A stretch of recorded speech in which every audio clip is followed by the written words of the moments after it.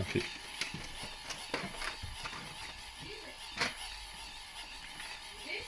Temps.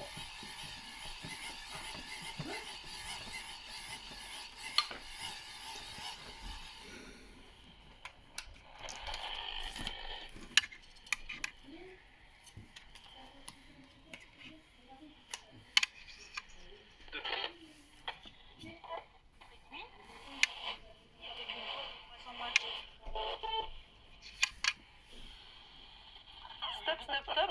Alors, Ali, je vous aime bien, mais je vous trouve un petit peu has-been sur ces remarques, puisque quand même, voilà, depuis quand même de nombreuses années, moi je suis primeur depuis 25 ans, et puis la qualité déjà des fruits et surtout des légumes d'hiver, la diversité, la proposition, et ça grâce à des producteurs qui font de la recherche, qui essayent d'innover en termes de couleurs et tout ça, voilà, ça fait quand même maintenant 10 ou 15 ans que les légumes d'hiver sont à la mode, et on peut faire une super cuisine innovante, délicieuse, originale, gastronomique.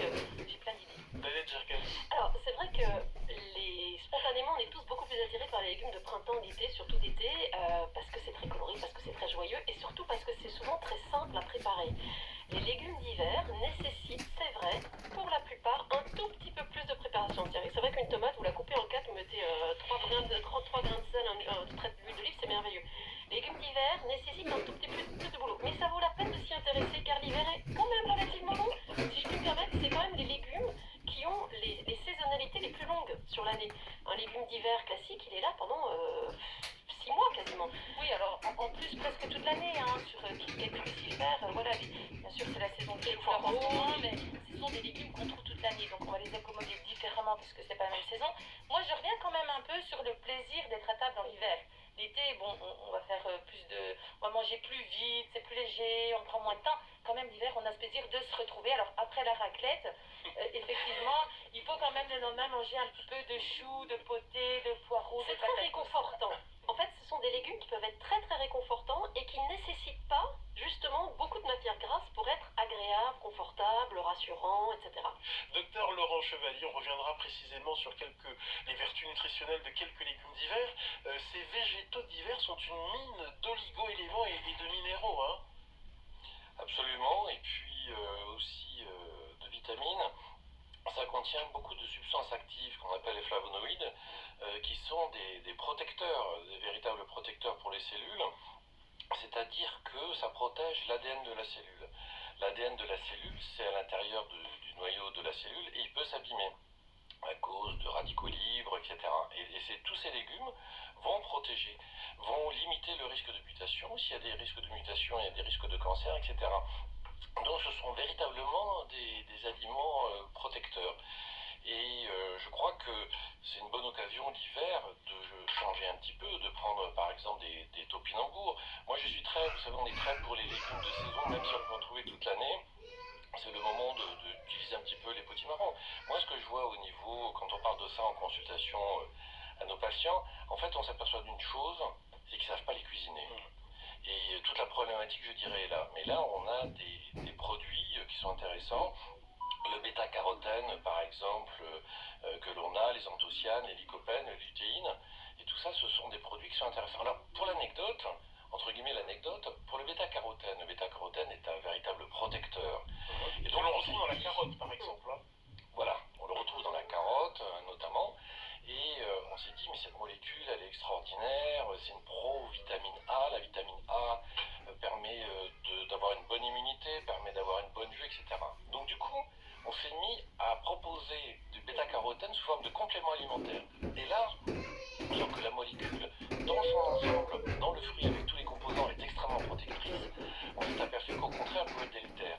Et il y avait une étude qui avait été faite pour les personnes qui avaient des cancers du poumon, et pour éviter les récidives de cancer du poumon, on leur a donné des gélules de bêta-carotène. Et là, catastrophe, en fait, ils avaient des récidives beaucoup plus fréquentes. D'où l'importance de ces légumes qui doivent être consommés de façon régulière, pas forcément en grande quantité, puisque des fois il peut y avoir un peu des troubles digestifs, notamment avec les topinambours, les salsifis, etc. Mais ce sont des éléments qui permettent à l'ensemble de l'organisme de s'activer. Daniel Jerkens. Alors moi ça me fait, oui, vous avez tout à fait raison. D'abord, le fruit ou le légume entier, c'est un cocktail. il y a des fibres, il y a des antioxydants, etc. Donc c'est vrai que imaginer que notre organisme, lui, va fonctionner avec les éléments séparés, ça n'a pas de sens. Je reviens sur les topinambours. Alors moi, je suis assez, comment dire, assez exploratrice, assez aventureuse d'un point de vue alimentaire.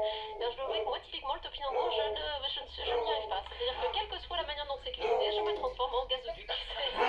Vous avez déjà Coulot sur le topinambour? Bon, je n'aurais peut-être pas osé le dire à la radio. En effet, moi, je reviens quand même sur les qualités des fruits et des légumes d'hiver, notamment. Quand j'ai préparé l'émission, je me suis dit, bah voilà, qu'est-ce qu'on trouve dans les fruits et légumes d'hiver? Alors j'ai commencé à lister. Alors j'étais là, potassium, magnésium, soufre, fibres, antioxydants, glucides, sels minéraux. C'est une usine à gaz tellement il y en a. Traduction, manger des fruits et des légumes d'hiver. Et puis je reviens sur ce que disait votre invité. Attendez, on ne sait pas cuisiner en 2022, mais Google, ça vous dit quelque chose, les magazines culinaires, voilà. Je trouve que c'est l'excuse un peu, je dirais, la plus nulle de ne pas cuisiner, en tout cas les choux. Comment on choisit son topinambour, tiens, qui est un légume d'hiver très consommé, de plus en plus Oui. consommé? Alors, faut dire que le topinambour, on l'a souvent boudé, en tout cas après la guerre, puisqu'il avait remplacé la pomme de terre pendant la guerre, et puis que nos aïeux, nos grands-parents ne pouvaient plus le voir.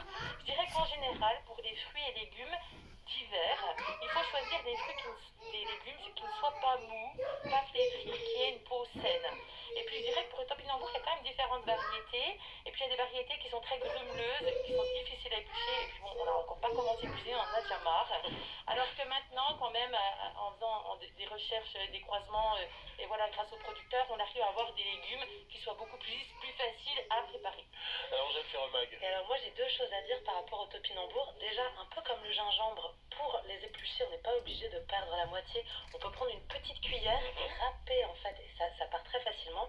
Et puis comme on parlait des gaz et que c'est un sujet qui touchait tout le monde, je voulais juste vous rappeler que si on met